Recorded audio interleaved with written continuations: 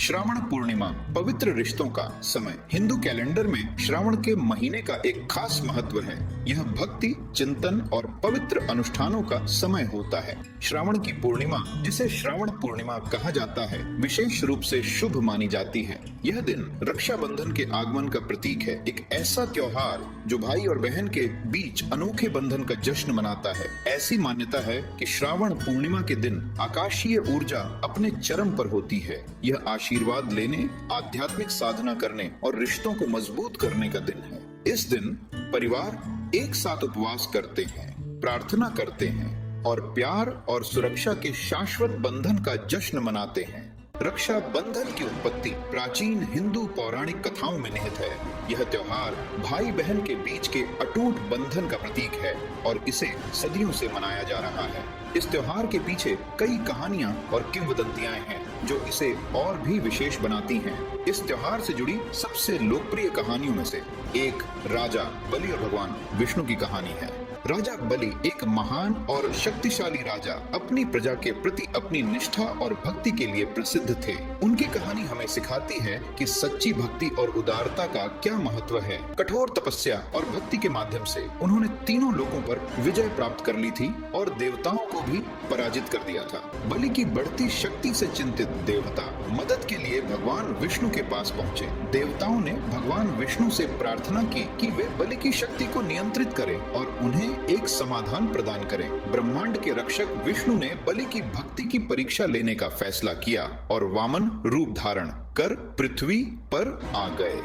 वामन एक छोटे ब्राह्मण के रूप में बलि के पास गए और उनसे 3 पग भूमि का दान मांगा। बलि की उदारता और धर्मपरायणता के किस्से दूर दूर तक प्रसिद्ध थे। हे राजन, मैं अपने छोटे पैरों से नापी गई 3 पग भूमि चाहता हूँ। यह सुनकर सभा में सभी लोग चकित हो गए, क्योंकि यह मांग बहुत ही साधारण प्रतीत हो रही थी। बलि इस छोटी सी प्रतीत होने वाली विनती पर खुश होकर बिना किसी हिचकिचाहट के मान गए। उन्होंने सोचा कि यह ब्राह्मण की बहुत ही साधारण और विनम्र मांग है। मैं तुम्हें तुम्हारा वरदान देता हूँ छोटे ब्राह्मण, बलि ने अपने हाथों से आशीर्वाद देते हुए कहा।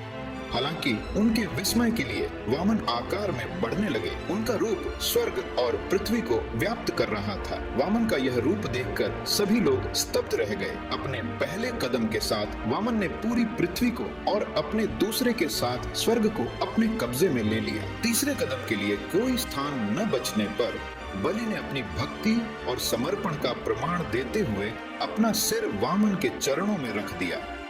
वामन बलि की अटूट धर्म परायणता और बलिदान से प्रसन्न होकर उन्हें वरदान दिया। उन्हें बलि को पाताल लोक पर शासन करने की अनुमति दी और उसकी हमेशा रक्षा करने का वादा किया। निस्वार्थता और भक्ति के इस कार्य ने बलि को धार्मिकता और उदारता का प्रतीक बना दिया। भगवान विष्णु ने अपने वामन अवतार में बलि को पाताल लोक भेजने के बाद बलि ने बड़ी नम्रता से एक अनोखी मांग की। उन्होंने विष्णु जी से पाताल में उनके द्वारपाल बनकर रहने को कहा। अपने भक्त के वचन पर अडिग रहते हुए विष्णु जी राजी हो गए और बलि के राज्य के द्वार पर अपना स्थान ले लिया। लेकिन वैकुंठ में भगवान विष्णु की गैर मौजूदगी किसी से छुपी नहीं रही।